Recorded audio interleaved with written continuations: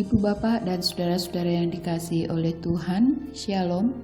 Kita bertemu kembali di dalam renungan sapaan iman di hari ini. Sebelum bersama-sama kita membaca serta merenungkan firman Tuhan, mari terlebih dahulu kita mempersiapkan hati di dalam doa. Bapa di surga, kami mengucap syukur atas kasih serta kemurahan yang sudah Tuhan berikan di dalam kehidupan kami. Saat ini Tuhan, hati kami terbuka untuk mendengarkan pengajaran-Mu melalui firman yang kami baca dan kami renungkan. Biarlah Roh-Mu yang kudus juga menolong kami supaya dimampukan memahami dan menjalankan firman itu di dalam kehidupan kami.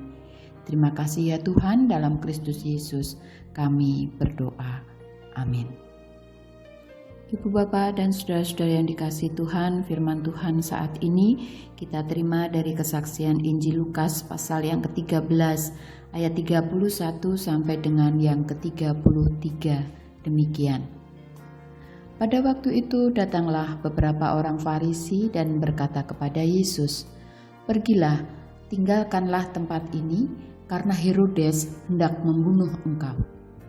Jawab Yesus kepada mereka, "Pergilah dan katakanlah kepada si serigala itu, aku mengusir setan dan menyembuhkan orang pada hari ini dan besok, dan pada hari yang ketiga aku akan selesai.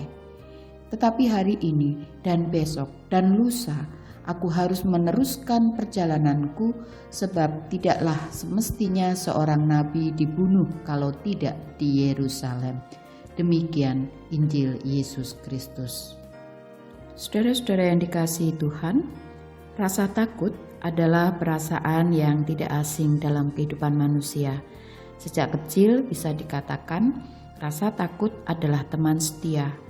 Bahkan sampai dewasa pun tak jarang kita dikuasai oleh rasa takut.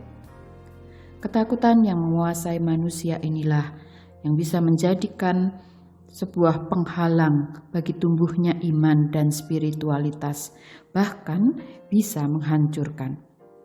Jikalau kita tidak berani menghadapi, mengolah, serta mengendalikannya. Tetapi sebaliknya, kalau kita berani menghadapi, mengolah, dan mengendalikan, maka rasa takut tersebut bisa diubah menjadi berkat. Walaupun tidak jarang rasa takut itu bisa muncul hanya karena bayang-bayang sendiri. Saudara, cara pandang memang menentukan sejauh mana rasa takut menghentikan pengharapan kita. Saat ini pun mungkin kita dikuasai oleh rasa takut menghadapi situasi bangsa yang tak kunjung membaik, masalah kesenjangan ekonomi, masalah korupsi yang terus merajalela, premanisme, pertikaian antar kelompok dan golongan. Bagaimana? Apakah kita semakin takut dengan melihat realitas hidup kita saat ini? Saudara, jika kita terfokus pada masalah-masalah tersebut, mungkin pada akhirnya kita akan dikuasai oleh rasa takut hingga kita dikurung oleh tembok-tembok yang tinggi, supaya kita tidak beranjak dari zona nyaman kita.